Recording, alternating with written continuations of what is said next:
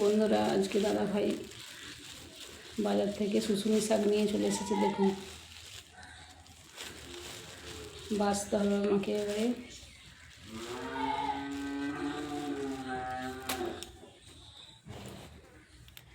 শুশুনি শাক কে কে খেতে ভালোবাসেন বলবেন একটু। শুশুনি শাক অবশ্য সবারই প্রিয়, কারণ শুশুনি শাকটা একটা আলাদা টেস্ট।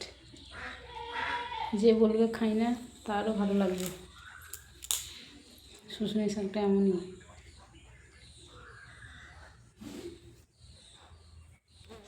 শুশুনি শাকটা পাওয়া যায় না আসলে, জমিতে যখন হয় বর্ষাকালে, তারপর আবার চাষ দিয়ে দেয়,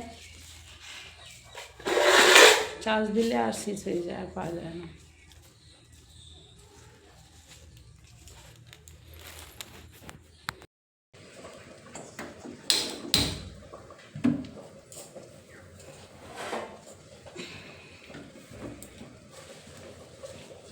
এই শাকগুলো যখন বাছবো তখন ঘুমিয়ে যাবে, আর যখন কড়াইয়ে দেবো একটু জল পেলে ধোয়ার সময় একবারে ফুলে ফেঁপে উঠবে।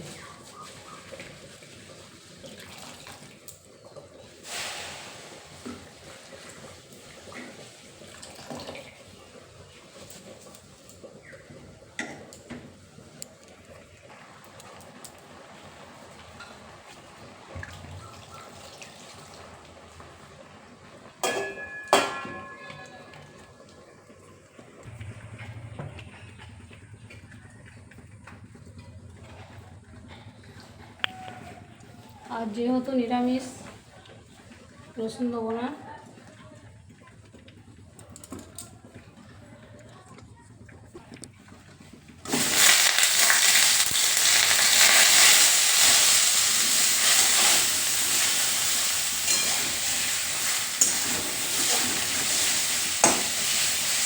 কড়াইয়ে প্রচণ্ড তেল ছিটকে আছে সব।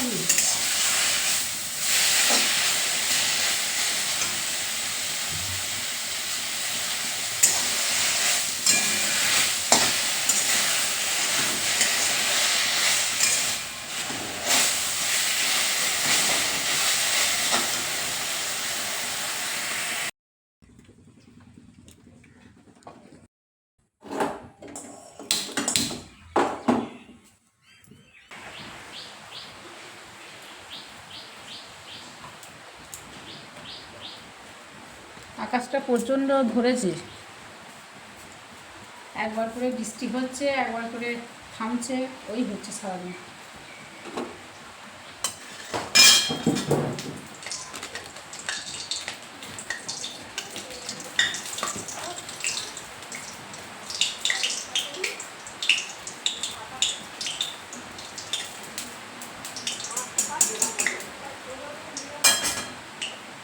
কিন্তু বর্ষাকাল হবেই, তাই না? তবুও আকাশটা বলবে বলবে মানুষরা আমাকে দরকারেও লাগে, আবার কথা শোনাতেও ছাড়ে না, সেরকম।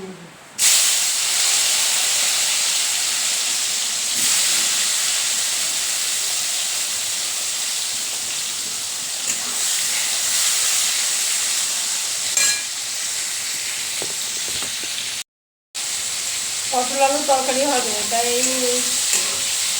পটলগুলোকে একটু ভেজে নিচ্ছি।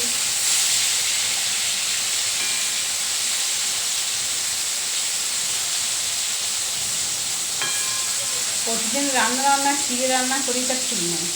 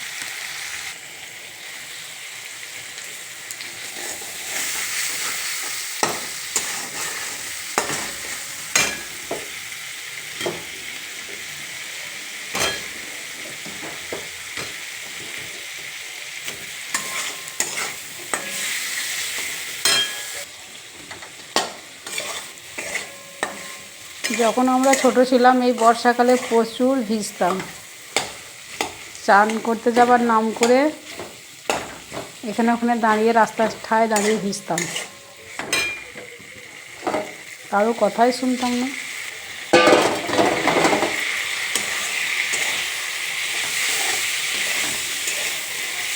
সেই দিনগুলোই ভালো ছিল।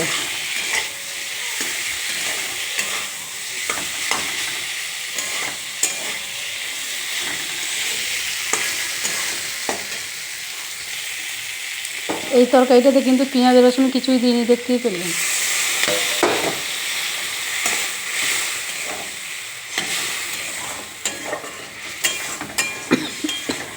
পেঁয়াজ রসুন বাদ দিয়ে রান্না হচ্ছে।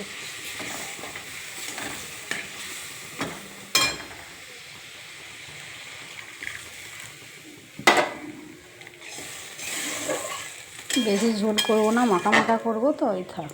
আলুগুলো তো আগেই সেদ্ধ করে নিয়েছিলাম। আমার রান্না হয়ে গেছে, দেখতেই পাচ্ছেন। দুটো লোকের তরকারি, তাও একবেলা। দুবেলা তো হবে না, এই তরকারি আমরা রাত্রে কেউ খাবো না। একবেলার জন্য এই শুশুনি শাক ভাজা আর পটল আলুর তরকারি।